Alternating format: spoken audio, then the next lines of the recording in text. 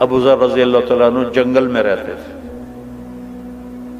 کوئی وہاں آبادی نہیں تھی، ایک بیٹی، ایک بیوی اور ایک خود۔ موت کا وقت آ گیا تو ان کی بیگم رونے لگی کہ اب تو یہاں ویرانے میں مر رہا ہے، یہ بچی ہے، میں عمر رسیدہ ہوں، تیرا غسل، تیرا کفن، تیری قبر کون کرے گا؟ ہائے ہائے، کہا دیکھ اللہ کی بندی، ما کذبت وما کذبت، نہ میں جھوٹ بول رہا ہوں نہ کہنے والے نے مجھ سے جھوٹ بولا۔ میں ایک مجلس میں تھا تو میرے نبی نے فرمایا کہ اس مجلس میں ایک شخص ایسا ہے جو اکیلا رہے گا، اکیلا مرے گا، قیامت کے دن اکیلا اٹھے گا اور اس کا جنازہ مسلمانوں کی جماعت پڑھے گی۔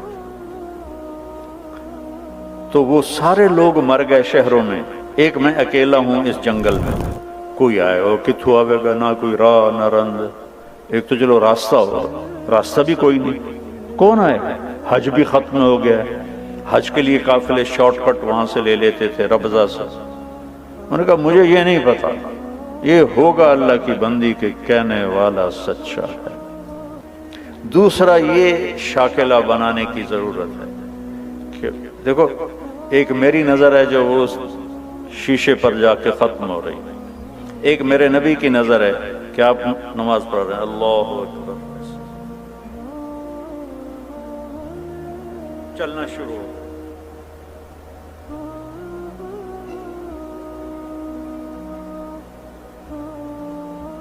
چلتے چلتے چلتے دیوار کے پاس آ کے کھڑے ہو گئے، یہ محراب نہیں ہوتی تھی، دیوار کے پاس کھڑے، تھوڑی دیر کے بعد پیچھے ہٹنا شروع ہو اور ہٹتے ہٹتے ہٹتے صف کے کنارے پر چلے گئے۔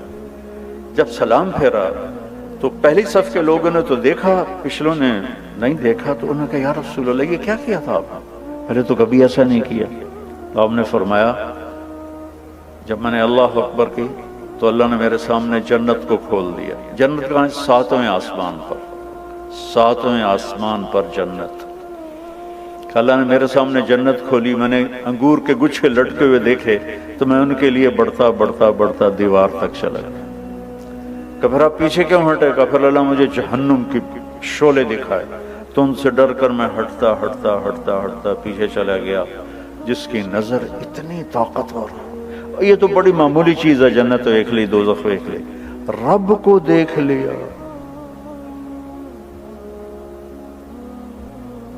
السلام علیک ایھا النبی ورحمۃ اللہ وبرکاتہ، اے میرے محبوب تیرا رب تجھے سلام پیش کرتا۔ اس کی نظر پہ یقین کرو کہ سود پہ کاروبار کرنا بے چینی اور اضطراب کے سوا کچھ نہیں۔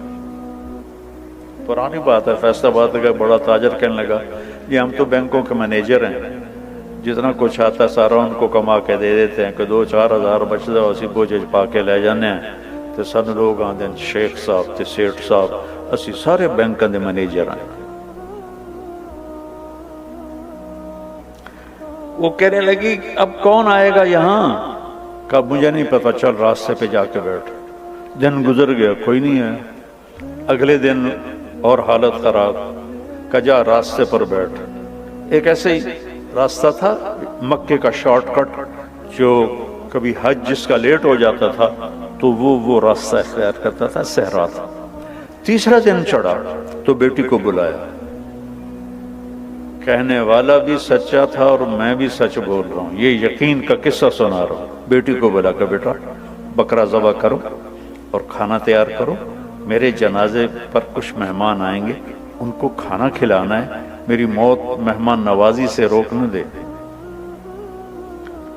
وہ بیٹی نے کہا ان پہ وہ کملا ہویا پہ چلو ایک بکرا اٹھا دینی ہے۔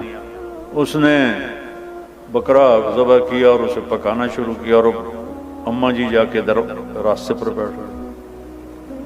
تیسرا دن تھا یہ اور ادھر سکرات جاری ہو چکے تھے، تو ان کی بیگم کو دور سے غبار اڑتا دکھائی دی، تو انہوں نے اپنا دوپٹہ یوں لہرایا ایسے ایسے کر، تو کسی ایک کی نظر پڑ گئی تو سارے وہ ادھر پڑ گئے۔ تو 20 آدمی تھے اونٹنیوں پہ سوار. تو یہ کہتی ہیں ایک مسلمان مر رہا ہے اس کا جنازہ پڑھو گے؟ تو وہ کہنے لگے کون ہے؟ کہا ابو ذر. تو سارے رونے لگے دھاڑ دھاڑ کر کے کہ ہمارے ماں باپ ابو ذر پہ قربان، اس کا جنازہ پڑھنا تو ہماری بخشش ہے. یہ کون لوگ تھے؟ یہ عبداللہ ابن مسعود رضی اللہ عنہ تھے، اپنے 19 ساتھیوں کے ساتھ مکہ تشریف لے جا رہے تھے اور شارٹ کٹ انہوں نے لے لیا. جب وہ آئے تو ان کو دیکھ کے کہنے لگے آ گئے ہو؟ میں نے تو پتا ہی تسی آ ہی جانا. میرے نبی کی بات کا یقین.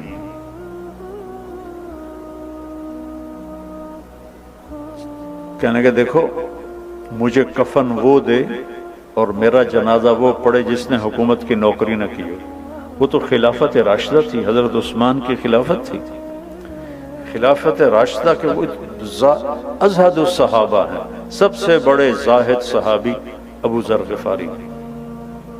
تو ایک انصاری نوجوان نے کہا کہ میں نے نہ کبھی حکومت کی نوکری کی ہے اور نہ ہی ان سے کوئی فائدہ لیا ہے، اور یہ میرا احرام ہے، میری ماں نے ہاتھوں سے اسے کاٹ کے بنایا ہے. انہوں نے کہا تو مجھے یہ کفن پہنائے گا اور تو ہی میرا جنازہ پڑھے گا. عبداللہ بن مسعود موجود، انہوں نے کہا نہیں تو میرا جنازہ پڑھائے گا. تو جب وہ تدفین ہو گئی تو ان کی بیٹی نے کہا یا عم ہلم الی الطعام، چچا ہلم الی الغداء، کھانا تیار ہے تشریف لائیں. وہ کہنے لگے کھانا کیسے اتنی جلدی کیسے تیار کر لیا؟ وہ کہنے لگے نہیں صبح سے ہی ابا نے کہا تھا کہ آج مہمان آئیں گے تو ان کے لیے کھانا تیار رکھنا ہے. تو حضرت عبداللہ بن مسعود رونے لگے، کہنے لگے واہ ابو ذر تو نے مر کے بھی سخاوت نہ چھوڑ. تو سخی تھا زندہ بھی اور سخی رہا مر کے بھی.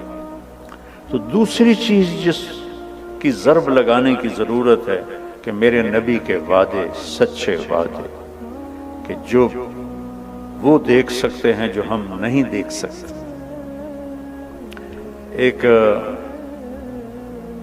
جب آپ سفر میں تھے، ہجرت کے سفر میں، تو سراقہ بن مالک آپ کے پیچھے پہنچ گیا. تو بکر صدیق نے کہا یا رسول اللہ یہ تو جان لیتا ہے ہماری. تو آپ نے کہا اللہم اکفنا شرہ بما شئت، یا اللہ ہماری جان چھڑا اس سے. تو اس کا گھوڑا زمین میں دھنس گیا. کہنے لگا محمد میری توبہ، آئندہ نہیں کروں گا، میرے لیے دعا کر دو. آپ نے دعا کی، گھوڑا باہر نکلا، اس نے پھر گھوڑا بات تھا. یہ لالچی تو لے جاتا ہے، اے کاروبار بھی کر لو، اے بھی کر لو. کہ بینک والے تو بڑا بیوقوف بنے ہیں، یہ بڑا اچھا پلان آپ کو دے رہے ہیں، یہ بہت اچھا پلان آپ کو دے رہے ہیں، آپ اس میں یہ کر لیں، آپ اس میں یہ کر لیں. تسی کملے بن کے لگے رہندے، اخیر موت آ کے لے جاندی. پچھلا پتہ نہیں کہندے مقدر چ ہوندا. تو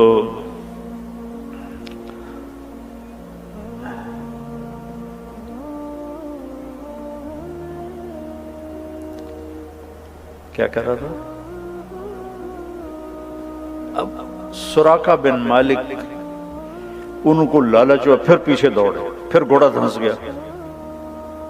پھر کہنے لگا میں میری منت ہے ہوں بس میری توبہ، میں کلمہ پڑھ لیا. تو آپ نے دعا کی، گھوڑا نکلا. آپ نے کہا سراقہ یار آج تو میری جان لینے کے پیچھے وہ کیا دن ہوگا جب سپر پاور، یہ تو میں اپنے الفاظ کروں، جب سپر پاور ایران کے بادشاہ کے کنگن تجھے پہنائے جائیں گے. ایران کے بادشاہ کے کنگن تجھے پہنائے جائیں گے. یہ کب کہہ رہے ہیں؟ جب مکے والوں کے خوف سے مکہ چھوڑا ہے اور مدینے جا رہے ہیں، اور چھپ کے جا رہے ہیں، راستہ بدل کے جا رہے ہیں، اور دنیا کی سب سے بڑی پاور کے بارے میں کہہ رہے ہیں کہ تجھے کنگن پہنائے جائیں گے. وہ خیر کلمہ پڑھ کے مسلمان ہو گئے. جب ایران فتح ہوا حضرت عمر کے زمانے میں، تو ان کے سامنے فہرست پیش کی گئی مال غنیمت کی. تو انہوں نے پڑھا تو اس میں کہنے لگے اس میں 2 کنگن کا ذکر نہیں ہے، کسریٰ کے کنگن. انہوں نے کہا جی ہے ہی کوئی نہیں تو ہم نے لکھا ہی کوئی نہیں. کہنے لگے یہ تو ہو نہیں سکتا. مجھے ابوبکر صدیق کہہ کر گئے تھے کہ تیرے دور میں کسریٰ کا خزانہ آئے گا اور اللہ کے نبی نے سراقہ سے وعدہ کیا تھا کہ اس کو یہ کنگن پہنائے جائیں گے۔ انہوں نے کہا جی ہمارے سامنے تو سارا گزرا ہے، مال غنیمت کوئی نہیں ہے۔ انہوں نے کہا سارا دوبارہ تلاش کرو، سارا مال غنیمت۔